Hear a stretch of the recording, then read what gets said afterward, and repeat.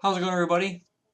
Thanks for the continued support on the channel. It has been it's been growing like crazy actually over the past couple weeks. I think we've jumped up like 30 or 40 subscribers, and I think we're just breaking, if I'm not mistaken. Give me one second here. I can look at the analytics of the channel, and we are cracking for every. I usually keep my analytics at about 28 days.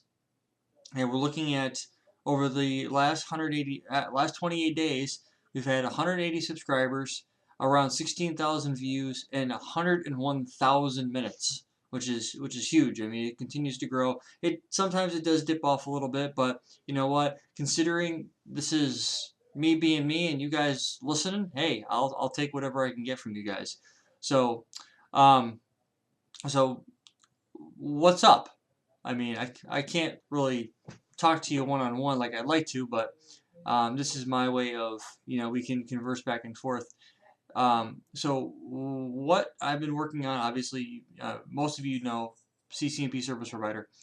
Um, One of the things that um, I plan on doing as I'm progressing through is doing a deep dive on what do you call it? A deep dive on the technologies that are on the blueprint for obvious reasons. And that probably won't start until December, but that's pretty much the peak of the holiday season for me. And with work, I'm probably not going to have the time to really dig into it. Um, so I'm probably going to be first of the year is probably when I'm going to start kicking it off, which will give me about 2 months. I'm hoping by November-ish, maybe a little bit later than that, I'll be done with CCNP, and then I'll be able to go move into start my CCIE prep.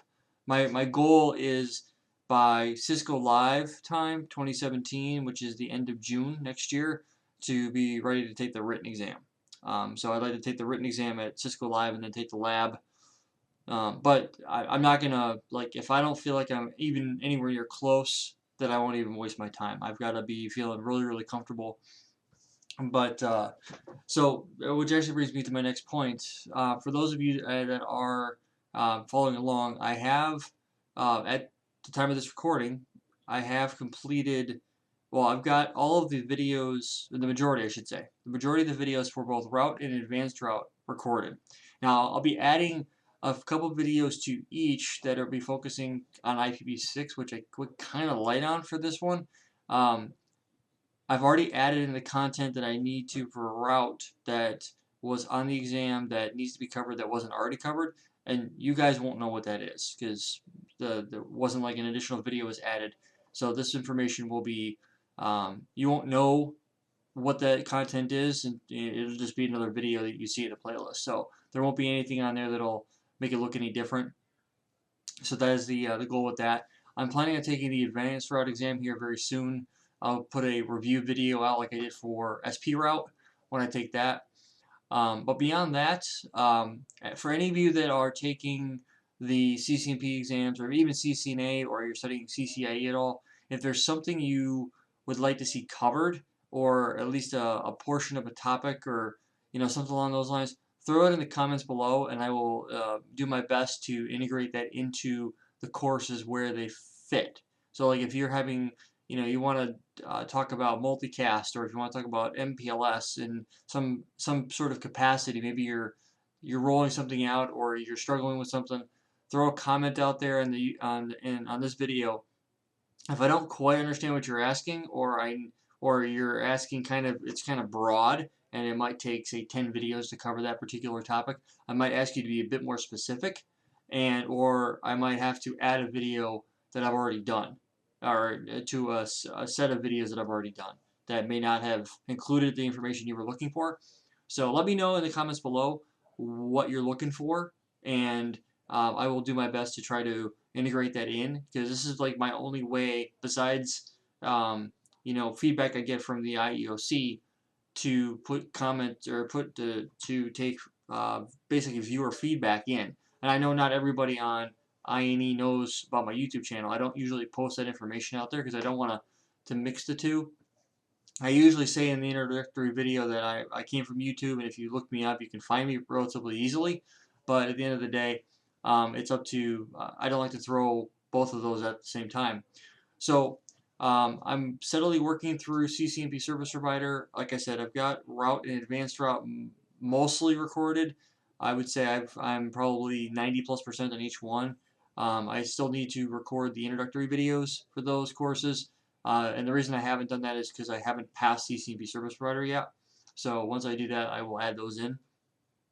Now, regarding moving forward into CCIE and stuff like that, and what I'm planning on doing, I won't do this until I've actually gotten NP out of the way and I'm on my way into IE. And one of the things that I'm planning on doing is um, going back to the beginning, and so like I want to throw in some videos on RIP and some videos on EIGRP, simply for the fact that those technologies may be used in the CCIE blueprint as a PE to CE routing protocol, or maybe an IGP inside of an ISP. And the topology you see on your screen here right now is the core topology. So if you take if you watch the core course, this is the topology we're going to be using. And I've got an L3 VPN spun up as it is right now on that course, and I'm using that to basically demonstrate like MPLS traffic engineering and quality of service and stuff like that. So we're going to be hitting that pretty heavily. What's actually kind of ironic for those of you that are studying um, for CCIE, or you've got the intention of studying for routing and switching for CCIE, a lot of the stuff that I'm covering in CCNP Service Provider is very, very applicable to CCIE, which I'm going to be keeping that information out there. So if you're interested in knowing that, or you know somebody that is studying for CCIE route switch, then you'll be able to you'll be able to direct them to these courses, because it's not quite as in depth. And uh, my personal opinion on the CCIE and the CCNP for route switch anyway is that they should bring in a little bit of multicast, MPLS, and QoS and stuff like that that you don't get in CCNP, that are introduced to you in CCIE. And to me, that's kind of that all three of those technologies, and DMBPN and IPsec, those are some technologies that I feel should be brought in. I think personally that they should add another course to CCNP route switch. So instead of making it route switch and T-shoot, they make it advanced route switch and T-shoot, something along those lines. And I know you guys are probably doing a collective groan. Why are you making it more difficult?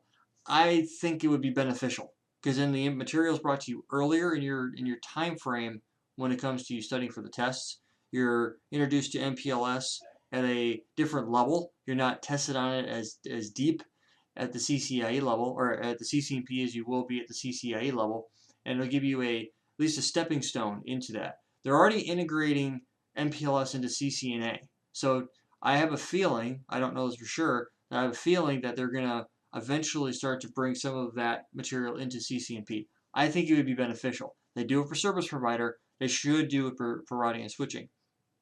I'm not involved in exam creation, but one of the things that I would like to do is, I was planning on doing a transition course, if you will, for CCNP, where it'll go on YouTube, and it'll be a course that will help bring you from knowing nothing about MPLS to knowing at least something about MPLS, getting it up and running, getting an L3 VPN operational, and then away you go. The same thing for DMVPN, multicast, and QoS, because there's DMVPN would have DMVPN plus IPsec. It would be 4 separate courses, between 10 and 15 videos apiece. And I've had a lot of good feedback, and I think I might actually go off and do that, because the response to that. So if you're interested in something like that, to where you're looking for like a transitions course where you've already have CCNP, but you're looking at doing CCIE, but you don't know multicast, you don't know quality of service, you don't know DMVPN, you don't know MPLS.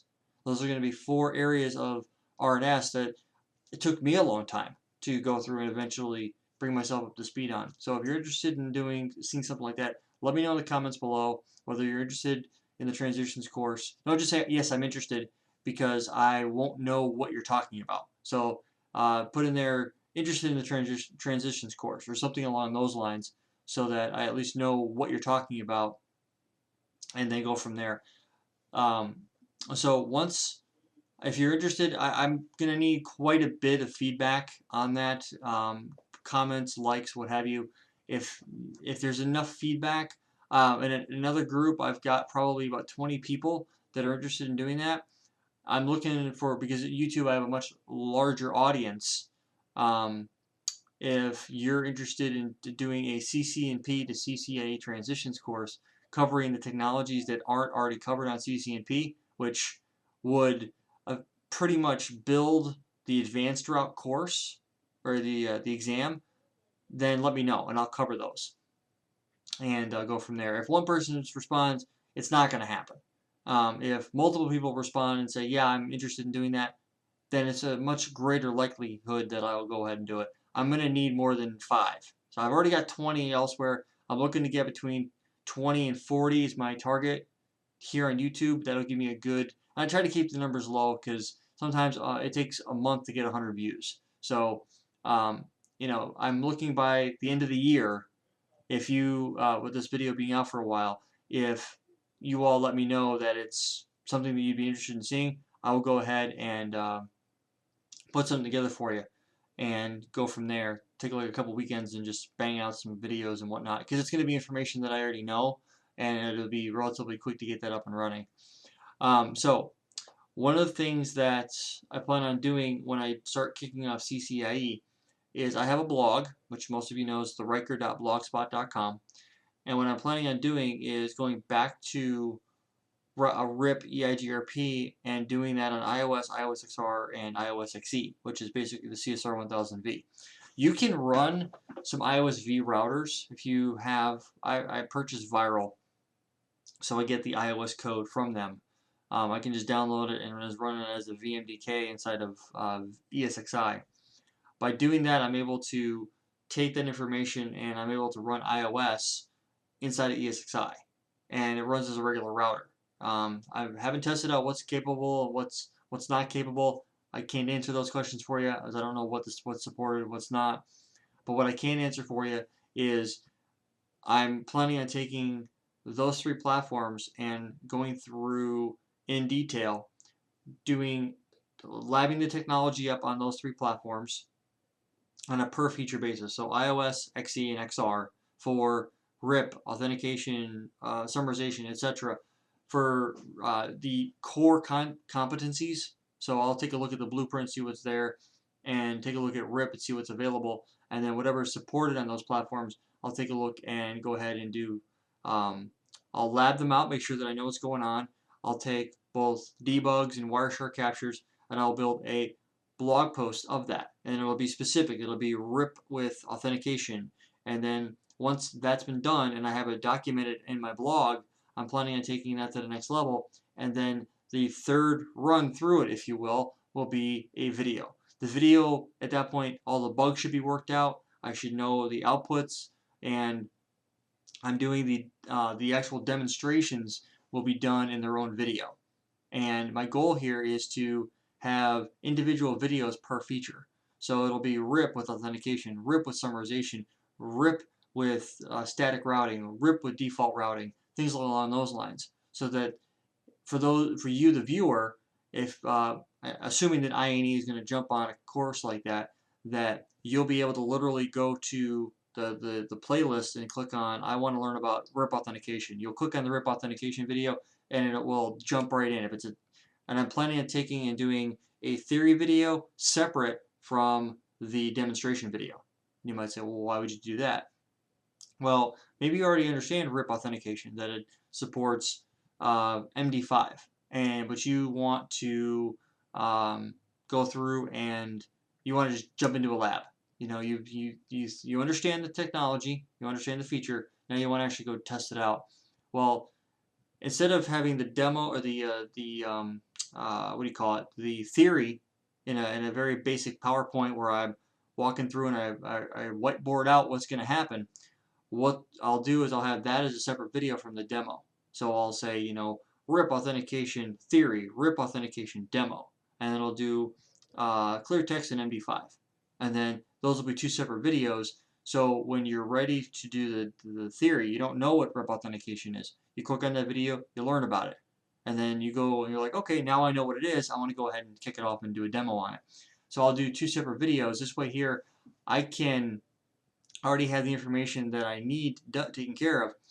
If INE doesn't jump on this, I can go ahead and take the demonstration videos and I can take them to another platform. I'm fairly confident that INE will jump on the fact that I'm putting this much time and effort into what will be a CCIE course, because we'll be going through step by step by step by step, and it'll take time to go through that material. So the same thing will happen with MPLS. Every sub feature we'll be taking a look at and stuff like that. So it's going to be involved, but it will be thorough at the same time, and that's really the point of a CCIE course, is to be very thorough and to hit the bullet points.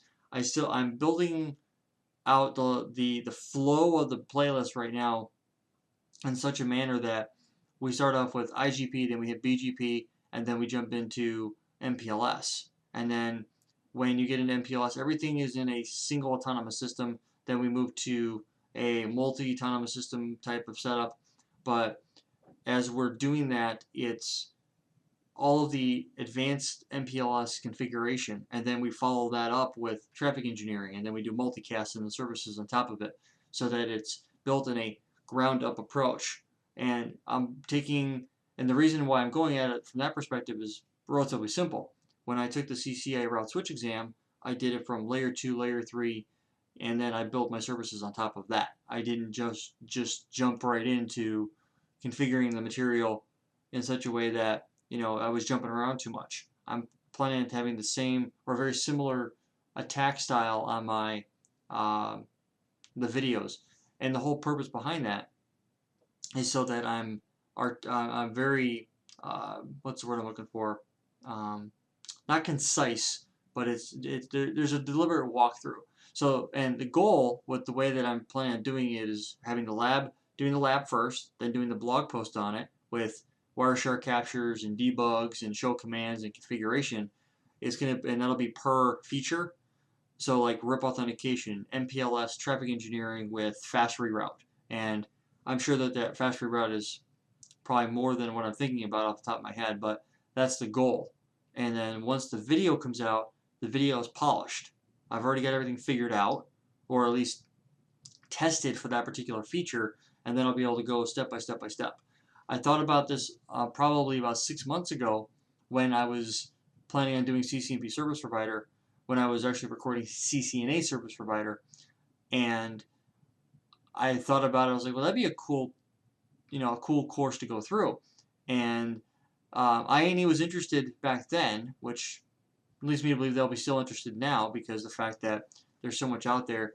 But beyond that, that's my way of making sure that I've covered the material, and then it'll be technology focused. There's going to be a topology that will come out with that, and then the goal is the topology you'll see on the blog post will likely be the same topology you'll see in the videos and whatnot. So I don't want to make the topologies like super secret and you won't know until they pop out.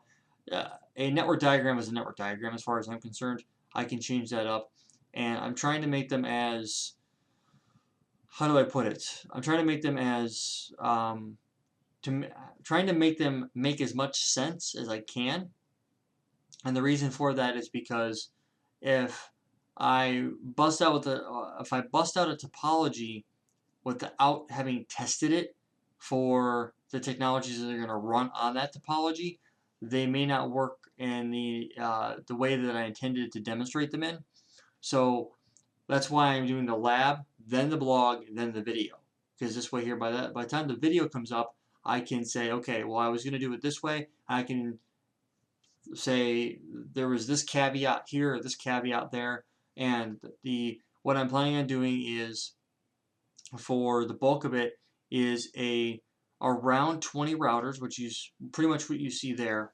20 routers. I'm going to add a couple IOSV routers, and they'll pretty much act as customer sites.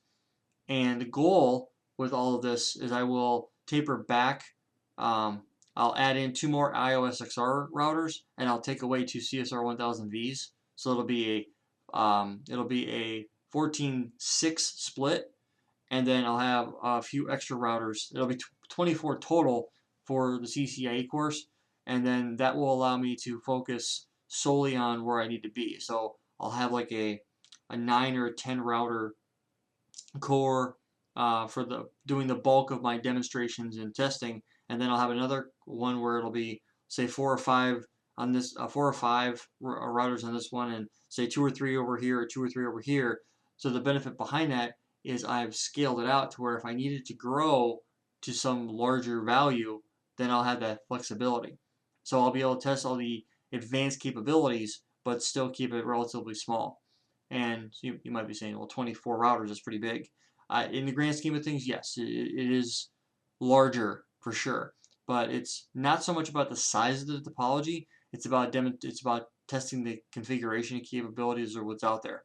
Now, one of the things that I want to point out is that the Service Provider version 4 lab, I know this is supposed to be geared towards um, CCNP, but I'll go ahead and just throw it out there anyway.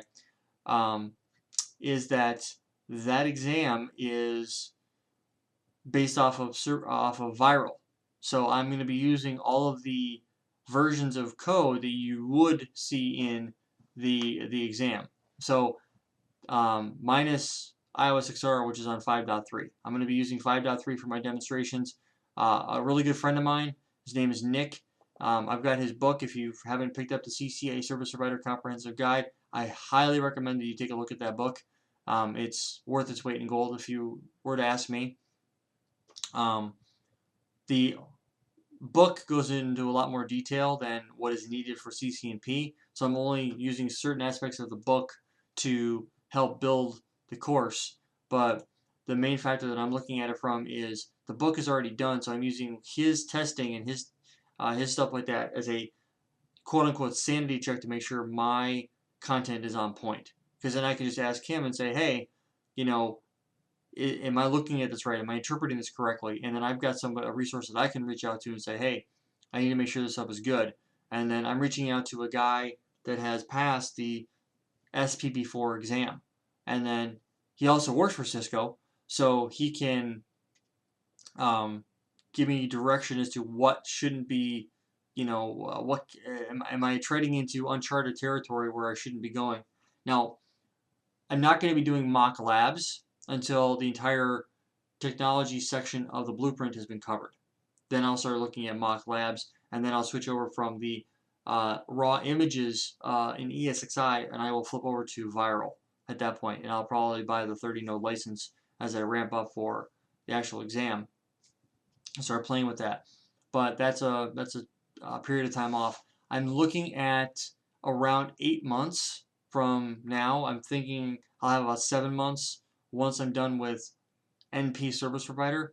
Then I'll be ready to take the written exam. But that is not like I have to take the written exam in June at Cisco Live 2017. I don't know if I'm going yet. I'm hopeful that I will, but if I don't end up going, there's a testing facility about 15 minutes from my house that I take all my exams at, and I'll probably likely just go take the exam there. And I'm hoping that before I have to recertify in October, in a year from now, that I'll be good to go with the written exam. But that's what you can expect to see from me. Like I said, I would like to do the transitions course. That 60 videos takes me a couple of weeks to burn through, and especially a lot of the material that I already know. So it's not going to be like I have to learn the material in order to teach it. It's already up here. So let me know in the comments below what material you'd like to see inside a CCNP Service Provider. And it doesn't even have to be service provider specific. You could say, hey, could you make sure to toss in a couple videos on this particular area of OSPF or ISIS or BGP, and or I'm struggling on this particular area. Could you cover this? And same thing with the transitions course. If you are looking for coverage on a particular topic, let me know, and I can try to integrate that somehow into the mix. If I don't know a lot about it, I have plenty of resources that I can reach out to and say, hey, I'm not familiar with this topic. Do you know what he's talking about? Or do you know what she's talking about? And I can bridge that gap for you. Because my goal here is to make your learning that much easier as we move forward. So that's why I've worked with INE on how to make the courses more modular. And I'm adding one of the things that I don't want to do is I don't want to make the courses say 50, 60 hours in length and there's 100 videos and you're groaning because you have to spend a month and a half to go through video. I don't want to make the courses unrealistic in size. I'm trying to make them as comprehensive as I can, but do keep in mind that when I do a video series that I cannot possibly cover everything you might get tested on. There's just no way. I've added in content that I saw in the exam for SP Route that wasn't already previously done. You guys won't know what that is.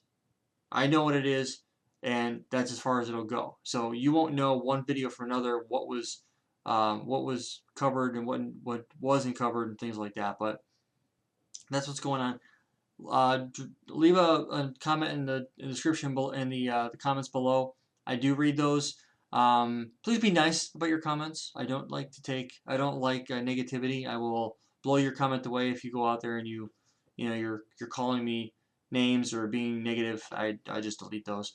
So at any rate, you guys have been awesome. Thank you for all the support. And until next time, like I said, comment below if there's something you'd like to see covered. And if you're interested in the transitions course from CCNP to CCIE. Until next time, you guys be good.